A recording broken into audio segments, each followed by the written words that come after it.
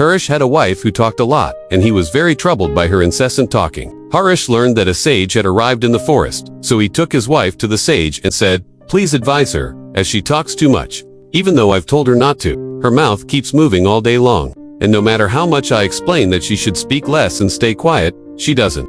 And every time, it leads to arguments." The sage smiled and said, "Let me explain this to you with the help of a story. There was a disciple of my guru who talked a lot. He was always chattering about this and that, and he never stayed quiet. When he went to collect alms, he would bring back a new story from each house, which he would tell to the other disciples. And he would gossip and try to show himself in a good light by speaking ill of others and praising himself. One day, the guru called all his disciples and said, "Each of you must take a vow for the next month. This will strengthen your resolve and build your inner strength. You can take any vow according to your ability. And if anyone breaks their vow before the month is over, they can return to their old routine." All the disciples took vows according to their strengths and informed the guru of their vows before leaving. But the disciple who wanted to stand out went straight to the guru's hut and said, "I don't want to take a trivial vow. Please tell me something significant to vow." The guru smiled and asked, "Are you sure you can fulfill the vow I give you? It might not be possible for you." The disciple insisted, "No, Guru, please give me any vow, and I will fulfill it." The guru said, "All right, your vow is to remain silent for the next month.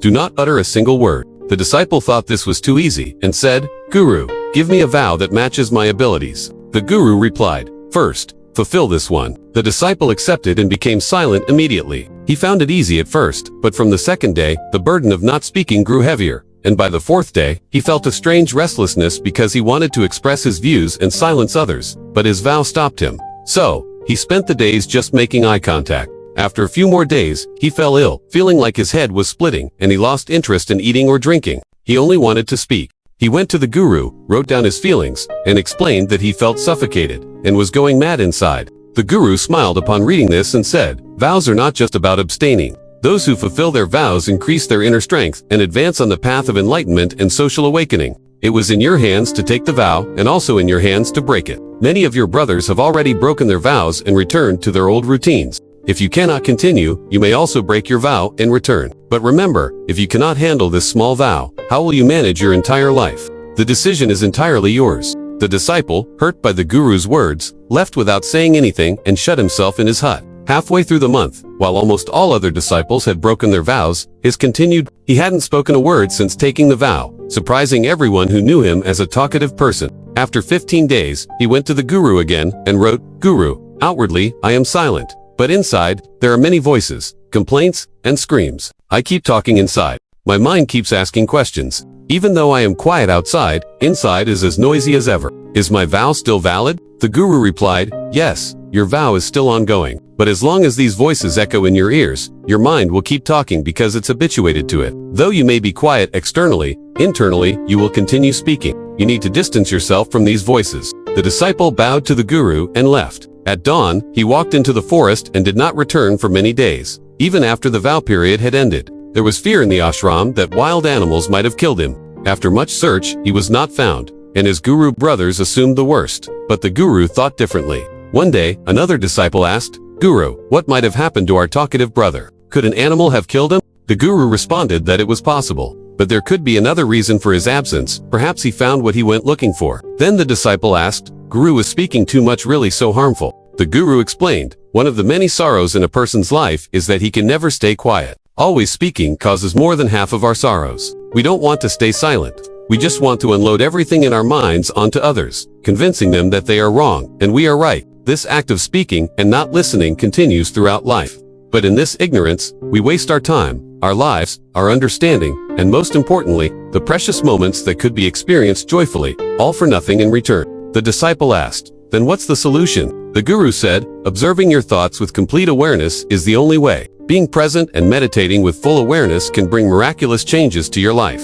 After getting answers to his questions, the disciple respectfully left the guru. 3 months had passed since he left the ashram, with no word from him. Everyone had lost hope of his return. But one day, he came back, transformed. His face bore a profound stillness, and his eyes reflected great peace. Upon returning, he conversed with his guru brothers, and everyone noticed that he was no longer impulsive or talkative. His words were now thoughtful and sweet. After talking with his guru brothers, he went straight to the guru, touched his feet, and asked, "Guru, am I still in silence? Is my vow still ongoing?" The guru looked into his eyes for a long time and said, Yes, you are still in silence. No word is coming out of your mouth, and your vow is still ongoing. The disciple said, Guru, when I left the ashram, I was quiet externally, but inside, there were many voices and questions that wouldn't stop. So, I went to the forest, hoping to find peace and reduce the inner chatter. But the more I sought solitude, the louder the internal voices became, until I began to hear even the oldest voices within me. Then I realized how wrong I had been when I spoke ill of my family, friends, and guru brothers. I felt I was right then, but that day, for the first time, I realized how wrong I was. After many days, these voices and complaints inside me ceased, and I became silent inside too. There was no one in that dense forest to speak, and no internal voices were left. That day, for the first time, I truly understood the meaning of silence. I felt an immense peace around me, though there were still some sounds that had always been there, but I had never heard them clearly. The sounds of the wind, the chirping of birds, and the flow of water, I heard them all fully aware for the first time. I had never felt such peace before. To disturb this peace, I shouted for the first time, "Oh God, what kind of peace is this? Why is everything so quiet? What has happened?" But even after my shouting, the peace was not disturbed. Everything remained as calm as before, both outside and inside. Guru, I spoke with my guru brothers. I spoke with you. I am speaking. I am walking. I am seeing everything, but I am absolutely alone inside, in silence, even in a crowd. I am alone in solitude, even when I try to create noise within myself. Now, everything is visible. Everything is audible. Guru, you said that, as long as we keep speaking externally, there will be unrest inside. But the day we turn inward, whatever comes out of our mouths, we will remain calm. Most of the evils in the world arise from our speaking because we don't want to stay silent. We speak much more than necessary. We don't want to listen to others but want to shut them up and make them understand who I am and what I can do. And this becomes the purpose of our lives. We waste all our energy on unnecessary words, and thus, people's lives in society are filled with sorrows.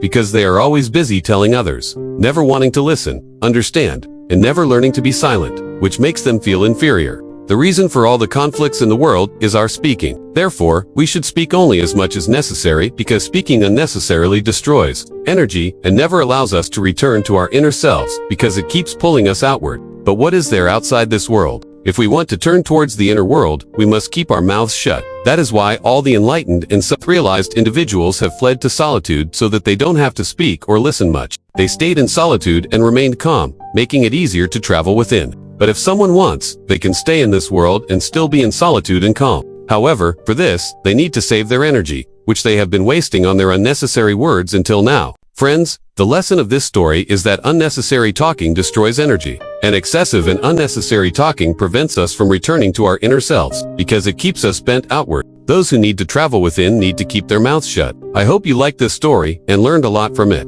You can share your thoughts about the story in the comments section below. If you liked this story, please like this video, and for more such stories, stay tuned.